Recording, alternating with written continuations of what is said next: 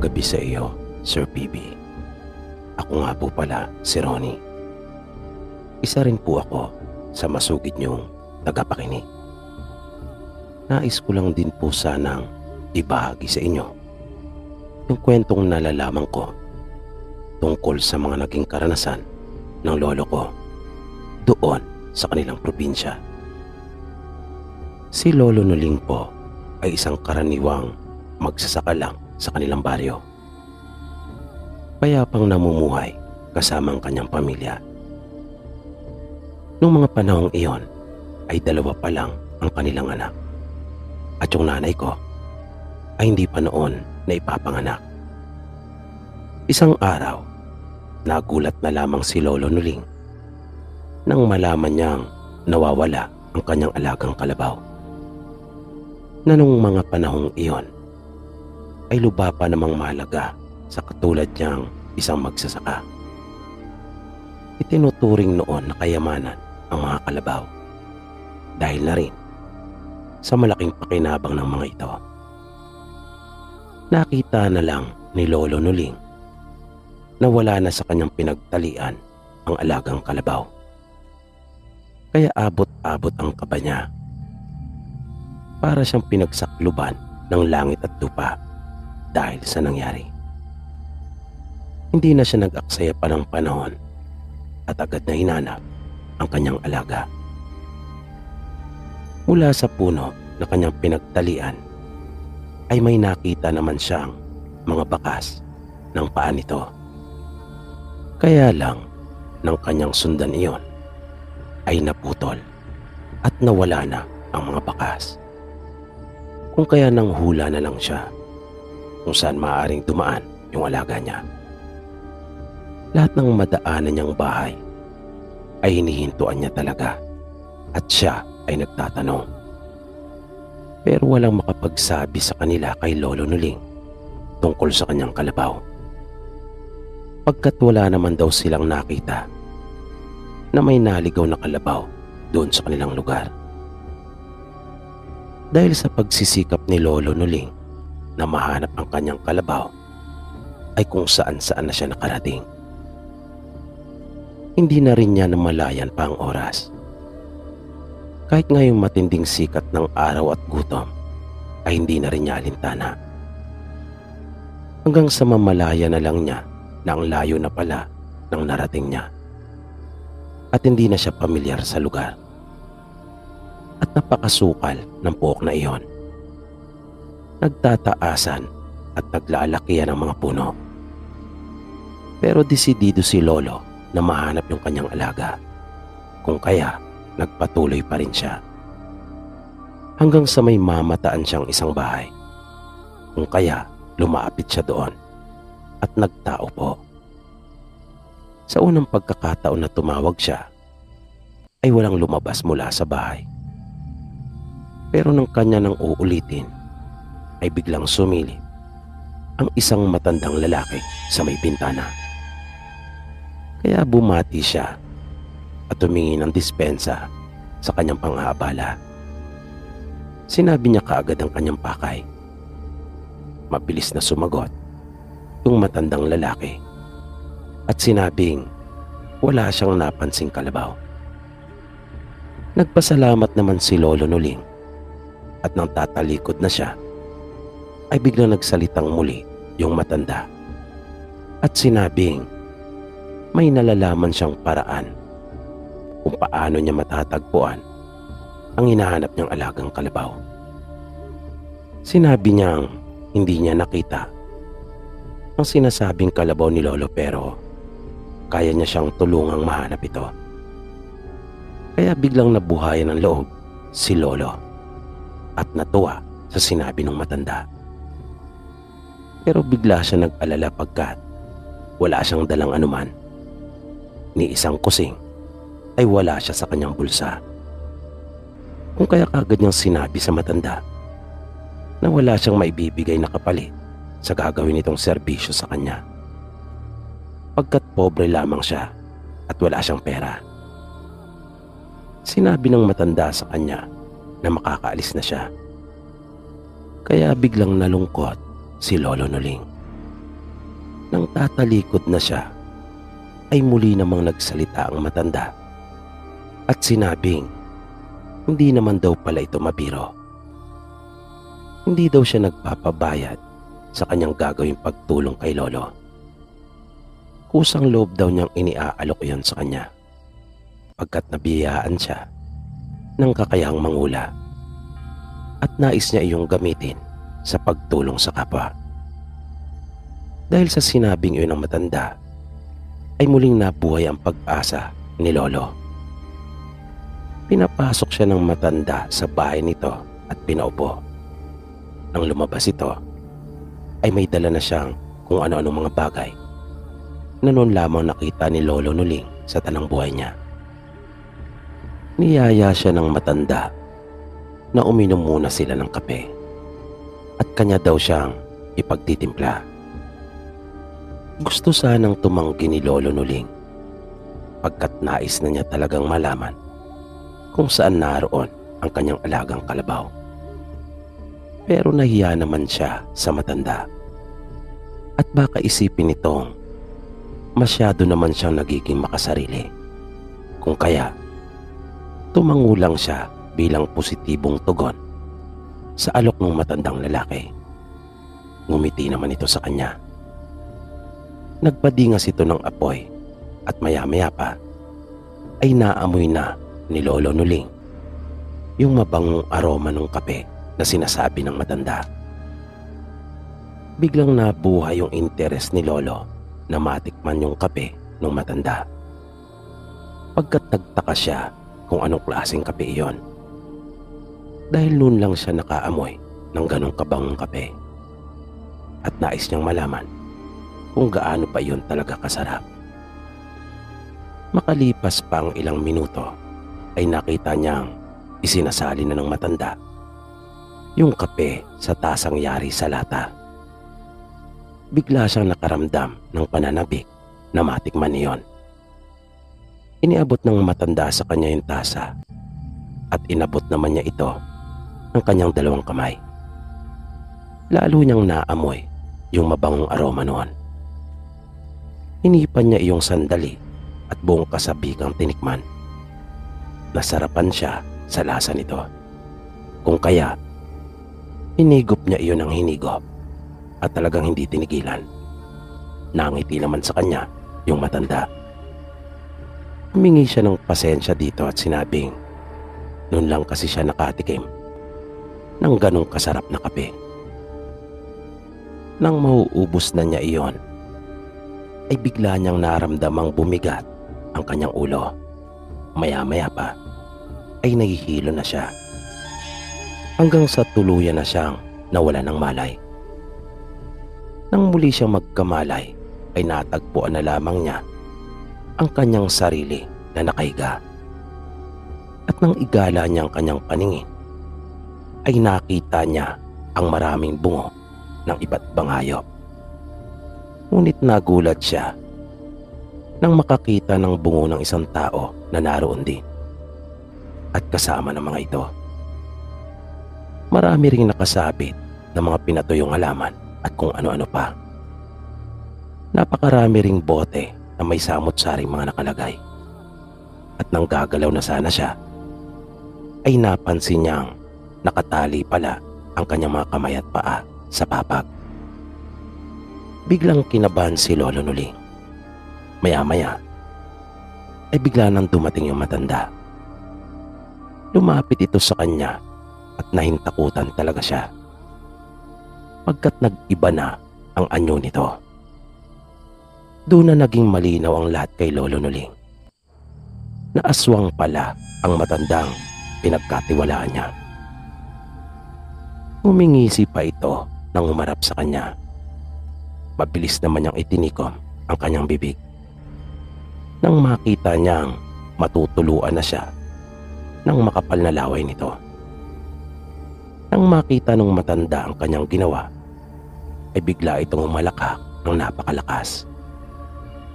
Tinanong siya nito kung iyon na raw ba ang pasya niya, na ang tinutukoy nito ay yung ginawa niyang pagtikom ng kanyang bibig, na nangangahulugan na ayaw niyang magpahawa dito. Pagpapatuloy pa ng matanda, kung iyon daw ang kanyang pasya, ay kanya umano itong igagalang. At biglang napasigaw si Lolo Nuling nang maramdaman niyang may gumuhit na isang matalim na bagay sa gawin niyang binti. Naramdaman kaagad niya ang hapdi, maging yung pagtulo ng kanyang dugo. At hindi pa doon natapos yung kanyang kalbaryo, dahil muli siyang sinugatan nito at talagang namilipit siya sa matinding sakit nang maramdaman niyang mayroon itong kinuhang laman mula sa kanyang sugat sa binti. At ipinakita pa nito sa kanya nang isubo yun ng matanda, na nakatitig pa ito sa kanya habang takam na takam. Hindi inalis ng matanda yung pagkakatitig sa kanya habang umunguya. At nang kanya na iyong lunukin, ay muli itong umisi. At pinahid pa ng kanyang mga daliri ang dugong dumadaloy mula sa kanyang bibig at saka iyon tinilaan. Napaluha na si Lolo Nuling dahil sa matinding sakit at takot na nararamdaman. Napapikit na lamang siya pagkat ayaw na niya iyong makita. Nang magmulat siyang muli ng mga mata, ay wala na roon yung matanda. Naramdaman niyang kumikirot na yung kanyang sugat, na sa bawat paglipas ng oras ay lalo lang lumiliit yung pag-asa niyang makatakas mula roon. Naramdaman niyang nanghihina na rin siya. May pagkakataon noong parang gusto na lang niyang magpahawa doon sa matanda, na naisip niyang kapag nagbalik ito ay sasabihin niyang tatanggapin na niya yung inaalok nito. Pero nagdadalawang isip din siya pagkat alam niyang manganganib ang kanyang mag-iina kapag kanyang tinanggap ang pagiging aswang, at ayaw rin niyang mamuhay ng ganon. Kaya anong mga oras na iyon ay gulong-gulo talaga ang isip niya, hanggang sa may makapa siyang pako na nakausli doon sa ilalim ng papag. Kahit mahirap ay sinubukan niya, pagkat naisip niyang iyon na lang ang nalalabi niyang pag-asa. Kanyang ikiniskis yung tali na nakagapo sa isa niyang kamay doon sa pakong nakosli, at sa pagtsatsaga niya ay naramdaman na lang niyang bigla iyong napigtas at lumuwag ang pagkakatali ng kanyang kamay. Nang makakawala ang isa niyang kamay, ay hindi na naging mahirap pa sa kanya natanggalin yung tali niya sa isa pang kamay at mga paa. Mabilis niyang hinagilap ang kanyang itak at wala na siyang sinayang pa na sandali. Nilisan niya ang bahay na iyon ng matandang aswang, na madaling araw na pala ng mga pagkakataon na iyon. Pero bago niya pa tuloy ang nilisan ng bahay nito, ay ginawa niya yung nalaman niya sa kanyang tatay. Binaliktad niya yung panggatong sa lutuan nito at bumali din siya ng isang bahagi sa kawayan nitong sahig.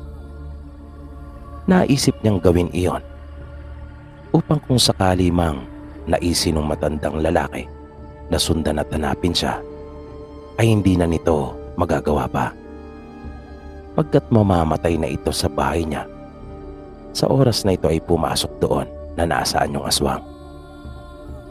Buti na nga lang rin at medyo maliwanag ang buwan ng mga oras na iyon, kung kaya iyon ang nagsilbi niyang liwanag upang hanapin ang daan at makabalik sa kanila.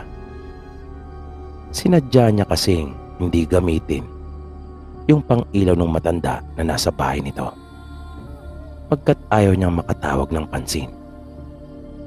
Pumila siya ng bahagi sa damit niyang pang-itaas at iyon ang ipinantali sa sugat niya sa binti. Pasikat na ang araw nang matuntun niya ang daan pauwi sa kanila. Nang dumating siya sa bahay nila, ay agad siyang niyakap ng kanyang asawa at 2 anak. Nag-alala talaga sila para kay Lolo Nuling. Ang buong akala nga nila ay hindi na nila ito makikitang muli, Hanggang dito na lang po Sir PB at marami pong salamat.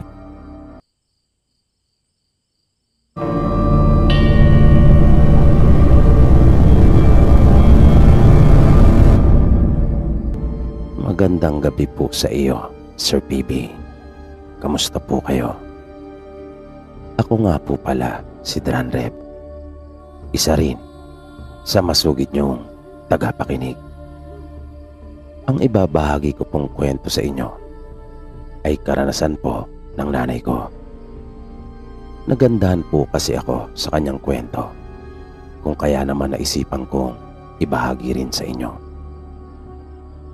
Noong mga bata pa po kasi sila, ay doon sila sa probinsya naninirahan.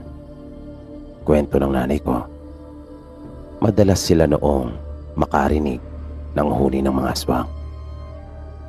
Dahil yung tinitirikan po ng bahay nila ay pinaniniwala ang daanan ng mga ito. Kwento pa niya sa amin ng mga kapatid ko, mas tumitindi pa yung mga naririnig nilang huni ng mga aswang kapag sumasapit na ang buwan ng Mayo. Pero kahit ang mga magulang ni nanay ay walang paliwanag ukol dito, hindi rin nila alam kung bakit. Wala naman daw sanang problema sa kanila, lalo na at puro huni lang naman at hindi sila ginagalaw. Pero nang minsang maiwan sila ng kanyang mga kapatid sa bahay, ay tila ba sinamantala naman iyon ng aswang. Nagsimula iyon sa pamamagitan din ng mga paguni. Kaya nung una ay hindi lang nila iyon pinansin, na kanila lang binaliwala, pagkat sanay na nga silang marinig iyon. Pero laking gulat na lang nila nang maramdaman nilang may tumapo sa kanilang bubungan. Nung mga panahong iyon pa naman ay hindi pa yero ang bubong nila, kaya madali nilang napansin yung paglundo noon. Sa takot ng mga kapatid niya ay biglang sumiksik ang mga ito sa kanyang tabi, at naramdaman kaagad niya ang matinding takot sa kanila. Siya man ay natatakot na rin noong mga oras na iyon, pero pilit lang niyang pinaglalabanan para sa kanyang dalawang kapatid. Ang kanyang ginawa ay niyakap niya ng mahigpit ang mga kapatid upang iparamdam na naroon lang siya para sa kanila at hindi niya sila iiwan. Sa ganong paraan, kahit papaano ay mapapakalma niya ang mga ito. Kanya ring binulungan sila na huwag lumika ng kahit anong ingay, at kanya umanong papatayin yung kanilang lampara nang upang sa ganon ay hindi sila makita ng kung sino man ang nasa kanilang bubungan noong mga oras na iyon. Kaya mabilis niyang hinipan ang kanilang ilawan at agad na kumalat ang dilim sa loob ng silid na kanilang kinaroroonan. Di nagtagal, narinig nila yung mga pagkaluskos doon sa itaas. Naramdaman niya na nanginginig na sa takot ang dalawa niyang kapatid, kaya mas hinigpitan pa niya ang pagkakayakap sa kanila. At dahil sa mga kaluskos na kanilang narinig mula doon sa itaas, ay napatingin silang tatlo doon. Makalipas ang ilang sandali, ay may nakita silang magkakapatid na isang makintab na hibla na dahan-dahang bumababa mula doon. Noon lamang sila nakakita ng ganong uri ng hibla sa tanang buhay nila. Pero nanatili pa rin silang tahimik. At nang maramdaman niyang tila magsasalita ang isa niyang kapatid, ay agad niyang tinakpan ang bibig nito, hanggang sa naramdaman niyang may pumatak sa kanyang mga kamay. Naawa siya sa kanyang kapatid, pagkat naiyak na ito ng tuluyan dahil na rin sa matinding takot. Kung kaya, Sunod-sunod na pumatak ang mga luha nito sa kanyang kamay. Kwento pa ng nanay ko, wala siyang maisip na anumang paraan para makatakas silang magkakapatid. Magulo ang isip niya noong mga sandaling iyon. Dahil kahit siya ay takot na rin. Di na kasi niya napaglabanan pa ang takot na kanyang nararamdaman. Kung kaya, tuluyan na siyang dinaig nito.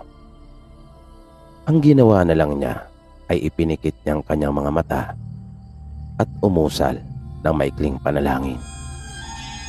Pagtatapat pa ng nanay ko, yun yung unang pagkakataon na nanalangin siya sa buong buhay niya. Hindi pa nga raw siya marunong. Basta sinabi lang niya yung kanyang nararamdaman at kung ano yung gusto niyang mangyari. Humingi siya ng tulong. At nang matapos na siya at imulat ang kanyang mga mata, ay nakita niyang unti-unti nang umangat pa itaas yung makintab na hiblang iyon na nasa harapan na ng kanyang muka. At matapos iyon ay bigla silang nakarinig ng boses na tinatawag ang tatay niya. Kilala at pamilyar sa kanila ang boses na iyon. Kumpare iyon ng tatay nila, si Ninong Bansoy nila. Kaya nakahinga na silang magkakapatid ng maluwag. Dali-dali silang tumayo at kinausap yung nasa labas ng kanilang bahay. Bigla namang nag-alala yung ninong nila ng kanilang isumbong na mayroong aswang na nasa kanilang bubungan. Pinapasok nila ito sa kanilang bahay at tinimpla ng kape. Nagmagandang loob naman ang kanilang ninong na samahan na lang muna sila habang wala pang kanilang mga magulang. Habang nagkakape ang ninong nila ay ikinuwento ni nanay yung tungkol sa ibla na kanilang nakita magkakapatid.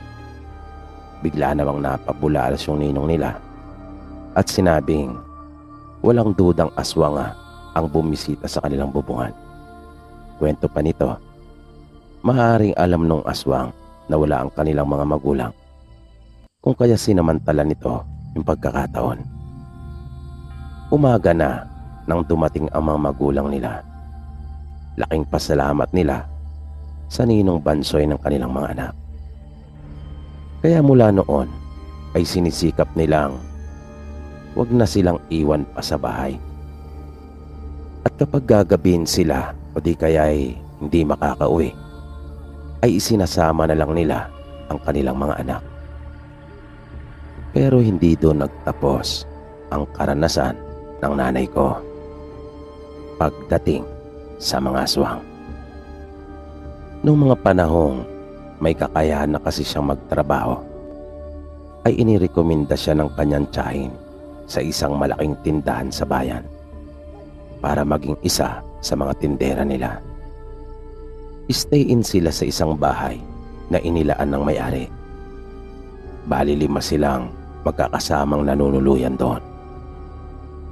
Sa ilang araw niyang pananatili doon, ay napapansin niyang parang may kakaiba sa mga kasama niya. Na nalaman din ni nanay nung huli na magkakamag-anak pala sila, pati na yung may-ari. Tanging siya lang ang ibang tao doon. At yung kakaiba na napapansin sa kanila ay mga bagay na hindi pang karaniwan. Dahil kapag magsisimula ng kumalat yung gabi, ay umaalis ang mga ito at nagpupunta sa bahay ng may-ari na kanila ding kamag-anak. Kung kaya naiiwan lamang si nanay na mag-isa doon sa bahay. At nung minsang may nakikipag-usap sa kanya na isang mamimili sa kanilang tindahan, ay pinagsabihan kaagad siya ng kanyang mga kasama na iwasang makipag-usap sa mga tao, lalo na sa oras ng kanilang trabaho. Nagtaka si nanay pagkat ang itinatanong lang naman ng lalaki ay may kaugnayan din at kinalaman sa kanilang mga paninda. Inihigpitan siya ng mga ito. Minsan nga ay kinausap pa siya ng may-ari at pinagsabihan din. Kaya naisip ni nanay na malamang ay isinumbong siya ng kanyang mga kasama. Dahil sa mga kakaibang kilos nila at pag-uugali, ay nagkaroon si nanay ng masamang isipan patungkol sa kanila at nag-alala. Nagkaroon siya ng takot sa kanila. Kaya sa halip na sundin yung utos nila at iwasan yung lalaking minsan niyang nakausap, ay ipinagpatuloy niya iyon. At palihim silang nag-uusap. Kailangan niya kasing may masabihan tungkol sa mga napapansin niyang kakaiba. Nung huli ay nakilala niya yung lalaki na nagpakilalang si Ruben at niligawan siya nito. Tuwing umaalis na yung kanyang mga kasama, ay palihim na sumasalisi si Ruben at matagal silang nakakapag-usap. Nalaman niya mula kay Ruben na kilala doon sa kanilang lugar na may lahing aswang ang may-ari na pinapasukan niya, pati na rin ang mga kamag-anak nito. Bagaman wala pa naman talagang napabalitang namatay doon, nawakwak ang mga katawan o may kinalaman sa aswang. Ayon sa kwento ni Ruben, isa sa kanilang kanayon ang nakakita mismo sa may-ari at asawa nito na nasaan yung aswang at kumakain sila ng mga buhay na hayop. Kaya iminungkahi ni Ruben sa kanya na lisanin na yung bahay na iyon at maghanap na lang ng ibang mapapasukan. Nangako pa nga ito na kanya siya nitong tutulungang makahanap ng bagong mapagtatrabahuan. Kwento ni nanay. Nung gabing nag-usap sila ni Ruben tungkol sa pagyaya nito sa kanya, nalisanin na yung kanyang pinapasukan, ay hindi kaagad siya nakapagdesisyon. Dahil marami siyang bagay na dapat isaalang-alang. Una na rito, yung pauna niyang sweldo na 1 buwan na kinuha na kaagad ng tiyahin niya at ibinigay sa kanyang mga magulang. Naisip rin niya na paano na lang kung hindi siya kaagad makahanap ng malilipatang trabaho. Kaya sinabi niya kay Ruben na pag-iisipan niya munang mabuti. Naging mapilit pa nga noon si Ruben dahil masama na rin ang kutob nito. Sabi pa ni Ruben sa kanya, wag na niyang panghinayangan yung trabaho niya, lalo pa nga at nasa panganib ang kanyang buhay. Pero sinabi at ipinaliwanag ni nanay na kailangan pa niya ng panahon para mapag-isipan ang lahat. Dahil hindi nga madali at simple ang kanyang sitwasyon. Ayaw naman niya kasing maging makasarili. Kaya nung gabing iyon ay walang nagawa si Ruben, kundi pagbigyan at igalang ang naging desisyon ni nanay. At nang malapit nang bumalik ang mga kasama niya sa bahay, ay umalis na rin si Ruben para hindi siya makita at abutan ng mga ito. Lumipas ang mahigit 1 oras mula nang umalis si Ruben, ay hindi pa rin dumarating yung kanyang mga kasama, kung kaya nagtaka si nanay. Dahil noon lang nangyari yon. Sa pananatili niya kasi doon ay laging sakto sa oras dumarating ang mga ito, at palaging ganon. Hindi niya alam at hindi niya rin maipaliwanag, pero bigla siyang kinabahan. Di nagtagal ay bigla na lang nag-iba yung kanyang pakiramdam sa paligid. Paglalarawan pa niya, pati yata mga kulisap at kuliglig ay parang tumigil sa paguni. Isa iyong nakabibinging katahimikan na may kasamang panganib, na para bang nagbabadya talaga na mayroong magaganap na isang nakakakilabot na pangyayari.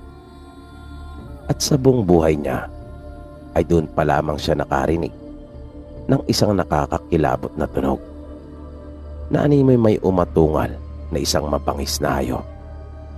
At nang sumilip siya para tingnan kung ano iyon, ay may nakita siyang mga tao na nakatayo mga ilang dipa mula sa bahay. Hindi siya sigurado kung iyon ang kanyang mga kasama dahil hindi niya nakitang malinaw ang kanilang mga muka, pagkat naaninagan lamang niya ang mga ito. At hindi lang sila apat na naroon. Biglang lumakas yung pagkalabog ng dibdib niya, pagkat nararamdaman niyang panganib talaga ang paparating. Nang bigla na lang nakarinig siya ng kaluskos. Maya-maya pa ay may nakita siyang kamay na lumusot doon sa may dingding, kung kaya muntik na siyang mapasigaw. Buti na nga lang at mabilis din itong nailusot yung kanyang ulo, kung kaya agad na nakilala ni nanay kung sino ito. Si Ruben. Hindi pala ito tuluyang umalis at nagmatsyag lang sa di kalayuan. Mabilis na sinabi nito sa kanya na hindi siya nagkamali sa masama niyang kutob. May mga aswang umano na nasa labas, yung may-ari at mga kamag-anak nito. At masama ang balak ng mga ito sa kanya. Hindi na nagawa pa ni nanay na dalhin ang kanyang mga gamit.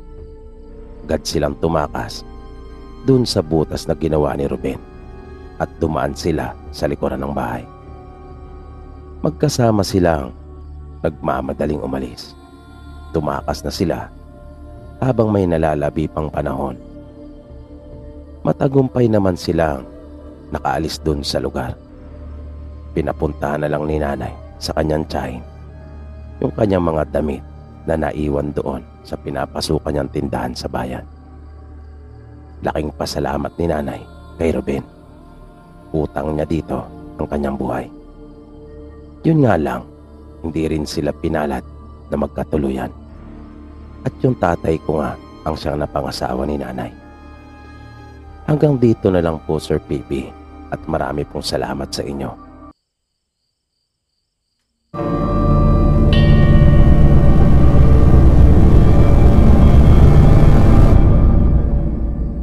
Ang kwentong inyong matutunghayan sa pagkakataong ito ay hango mula sa mga tunay na pangyayari.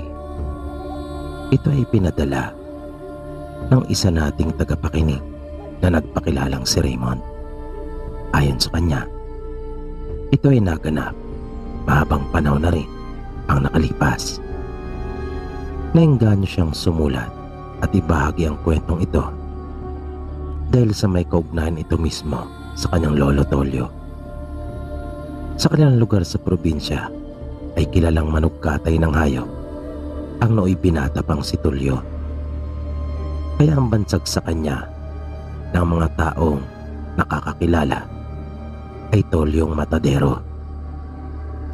Bawat may ginaganap na kasiyahan doon sa kanilang baryo ay lagi siyang kinukumbida para magkatay ng mga hayop na kanilang ihanda. Kinakitaan kasi nila ito ng husay at bilis pagdating sa pagkatay ng hayop. At hindi lamang siya maingat sa kanyang mga gamit, kundi maalaga din. Laging malinis ang mga ito at matatalas. Magaganda rin ang puluhan ng lahat ng gamit niya. Kaya marami ang humahanga kay Tulyo. At hindi rin ito naniningil. Kadalasan ay binibigyan lamang ito ng karne mula sa mga kinatay niya. At malugod na niya iyong tinatanggap. Pero ang magandang tingin ng mga tao kay Tulyo ay bigla na lang nagbago sa isang iglap. Ito ay matapos kumalat ang balita na ito ay isang aswang. May nakakita kasing isang dalagita dito na halos mapuno ng dugo ang kanyang buong katawan. Ayon pa sa usap-usapan, nakita din ng dalagita na umaagos pang dugo mula sa bibig nito. Kaya dahil doon, ay pinangilagan na si Tulyo. At kahit sa anumang handaan, ay hindi na nila ito iniimbita para magkatay. Si Tulyo naman ay iniwasan na rin makisalamuha pa sa mga tao. Sinikap niyang umiwas sa kanila. Katunayan, liblib na yung pinagtitirikan ng bahay niya, ay lumipat pa siya upang mas mapalayo sa kanilang lahat. Mabilis na lumipas ang mga araw at buwan. Wala na silang nabalitaan pa tungkol kay Tulyo. Hanggang sa unti-unti na nila itong nakalimutan. Hanggang sa isang araw ay pumutok na lang ang balita na isang kanayo nilang buntis ang namatay. At hindi pang karaniwan ang pagkamatay nito, dahil wakwak ang tiyan at wala na yung sanggol nito sa kanyang sinapupunan. Kaya nagdulot talaga iyon ng iba yung pangamba sa buong nayo nila. Kumbinsido halos lahat sila na aswang ang may gawa noon. Muli nilang naalala si Tulyo, dahil malakas ang kutob nilang siya lang ang maaaring gumawa noon. Naniniwala silang bumalik ito para umatake at gumanti na rin. Kaya nagdaos sila ng isang pagpupulong. Napagkasunduan nila na magkaroon ng mga pagbabantay tuwing gabi. Bumuo sila ng mga grupo na halos kinabibilangan ng mga kalalakihan doon sa kanilang lugar. Napagkaisa nilang magkaroon ng mga pagroronda. Luba kasi silang nabahala, lalo pa nga't napakaraming buntis noong mga panahong iyon doon sa kanilang nayon. Kaya bawat gabi mula noon, dala ang kanilang mga sipat at itak, ay rumuronda ang mga kalalakihan para siguraduhin hindi na muling mauulit pa yung ginawang pambibiktima ng aswang. Mabilis na lumipas ang isang linggo at mapayapang nagdaraan ang bawat gabi. Hanggang sa unti-unti na silang naging kampante at nagpabaya sa ginagawa nilang mga pagroronda. At iyon ay kanilang pinagsisihan dahil muling umatake ang aswang. Nabalitaan na lang nila ng sumunod na araw na isa na namang kanayo nilang buntis ang walang awang biniktima ng aswang. At tulad dun sa nauna, ay kinuha din ng sapilitan ang sanggol nito. Pero mas brutal at karumal-dumal ang sinapit nito. Nagpuyos sa galit ang halos lahat ng tao doon sa kanilang baryo. Kaya nagdesisyon silang hanapin na si Tulyo at patayin. Halos lahat ng kalalakihan ay nakiisa sa ginawang paghahanap. Lahat sila ay pawang may mga armas. Sinuong nila ang mga kabundukan at kagubatan sa paghahanap kay Tulyo. Hanggang sa mapadpad sila sa isang lugar na kahit isa sa kanila ay hindi pamilyar. Lahat sila ay noon pa lamang nakarating sa pook na iyon.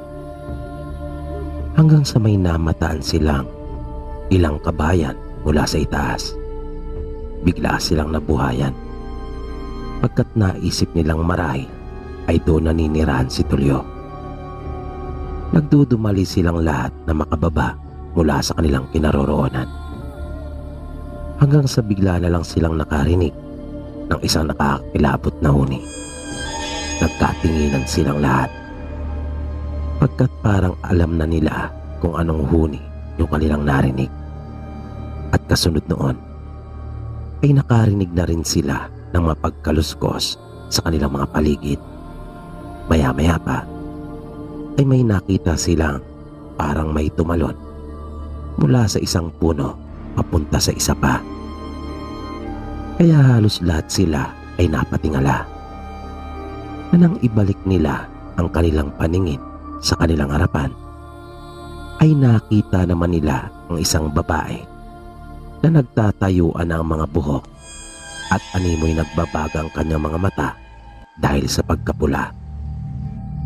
Bigla silang nagsitakbuhan dahil sa pagkagulat kanya-kanya sila ng direksyon na tinahak, na hindi malinaw sa bawat isa sa kanila kung saan ang kanilang pupuntahan, dahil ang nais lang nila ay ang makalayo mula doon sa babae.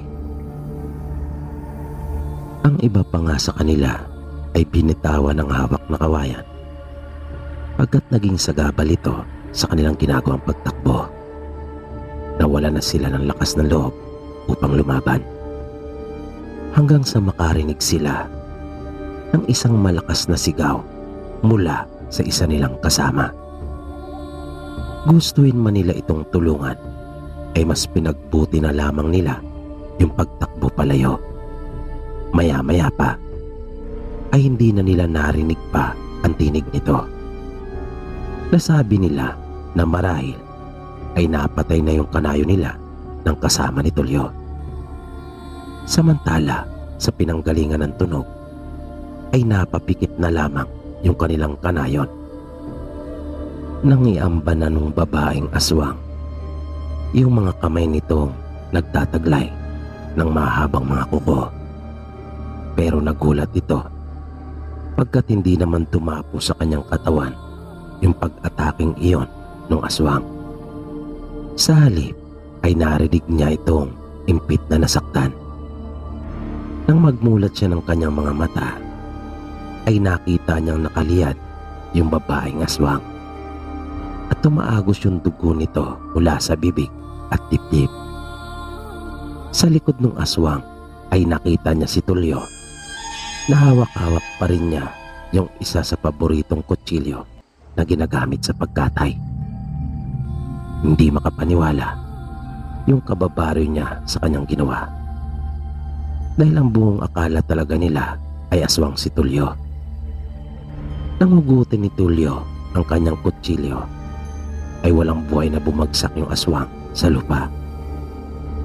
Hindi naman matapos-tapos yung ginawang pagpapasalamat ng kanayo niya sa kanya. Tinulungan niya itong makatayo at sinabihang hanapin na niya yung kanyang mga kasama. Pero nagatubili pa rin ito, pagkat takot na takot pa rin siya at ayaw humiwalay kay Tulyo. Kaya kanya na lamang itong sinamahan pabalik sa kanila. Pero nang malapit na ang kanilang nayon, ay tumalikod na si Tulyo at sinabihan yung kanyang kababaryo na kaya na niya yon pagkat ligtas na siya. Mabilis na kumalat yung balita tungkol sa kabayanihang ginawa ni Tulyo. Bagaman may iilan pa ring hindi naniniwala at sinasabing nagpapakagat lamang ito. Malay daw ba nila kung buhay pa rin yung aswang na sinasabing napatay ni Tulyo, na para sa kanila baka ito'y nagpanggap lamang. Kahit anong gawing pagpapaliwanag ng kanayo nilang tinulungan ni Tulyo, ay hindi pa rin talaga naniwala yung iba, at para sa kanila ay aswang pa rin si Tulyo, at ang paniniwalang iyon ay mananatili. Isang bagay na hindi naman nila napatunayan at pawang paratang lamang. Makaraan ng ilang gabi ay muling umatake na naman sa nayo nila ang aswang. Pero kinaumagahan ay hindi isang buntis ang napabalitang namatay, kundi isang lalaking hindi taga roon sa kanila ang nakita nilang nakahandusay at wala ng buhay. Basa ang katawan nito ng ipinahid na langis at walang damit na pang-itaas. At isa sa kanayon pala nila ang nakakita sa aswang na nagtangka sa bubungan ng kanyang kalapitbahay. At hindi lang yung aswang ang kanyang nakita, pati si Tulyo. At kung paano ito nakipagpambuno sa aswang at kanya itong napatay. Sa pagkakataong iyon ay natahimik na ang lahat. Ni isa sa kanila ay wala nang nakaimik pa. Kaya nagdaos muli sila ng isang pagpupulong. Sa pagkakataong iyon naman ay upang hanapin si Tulyo at hingin ang kanyang tulong.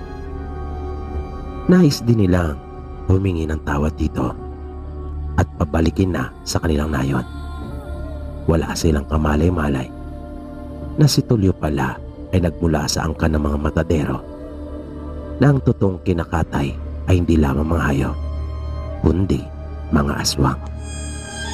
Yun ang misyon nila noong mga panahon ngayon. Nagbalik sila sa gubat para hanapin si Tulyo kahit pa alam nilang delikado.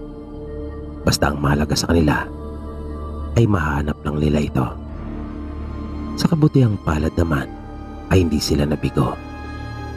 Pinakiusapan nila ito at dahil sa kanilang pagpupumili ay napapayag din nila nung huli. Kaya nakasama na nila itong namuhay sa kanilang baryo. Bumalik ang tiwala at paghanga ng mga tao sa kanya at mas lalo pa nila siyang minahal. Nagkaroon na rin ng linaw ang ukol sa napapalitang siya ay isang aswang. Yun pala sana ang unang pag-atake ng aswang doon sa kanilang nayon. Ngunit, kanya itong napigilan at napatay. Kung kaya naman puno ng dugo ang kanyang bibig noon, ay dahil sa tumilapon ang kanyang kutsilyo. Dahil sa malakas iyong natabig ng aswang. Kaya, kanya na lamang kinagat ang isang daliri nito at hindi talaga binitawan hanggat hindi pa iyon napuputol. Kaya kung hindi niya iyon napigilan nung gabing mismo ngayon, ay tiyak na mayroon ng isang buntis na namatay. Mula nang bumalik si Tulyo ay napigilan na yung pagkamatay ng mga buntis hanggang sa tuluyan na iyong nahinto. Naging bantog hindi lamang si Tulyo kundi maging yung kanilang baryo. Na nung mga panahong iyon ay iniiwasan talagang madaanan ng mga aswang. Wala nang aswang ang nangaspang sumubok na atake yung nayo nila. Kung kaya nga't pagkaminsan ay hinihiram pa si Tulyo sa ibang baryo. Kaya ang ginawa niya, kanyang tinuruan at sinanay yung mga kalalakihan sa nayo nila nang upang sa ganon, kapag wala siya ay kaya nilang protektahan ang kanilang baryo mula sa pag-atake ng mga aswang. Ang nagkwento sa atin ito na nagpakilalang si Raymond ay apo ng nasirang si Lolo Tulyo. Maraming salamat sa iyo, Raymond, sa pagbabahagi mo ng kasaysayan ng iyong lolo. Dito po pansamantalang nagtatapos ang ating programa. At sana po'y inyong nagustuhan ang kwentong ating itinampok sa pagkakataong ito. Sana po ay patuloy niyo pang subaybayan ang mga susunod pa nating kwento. Maraming salamat po at hanggang sa muli.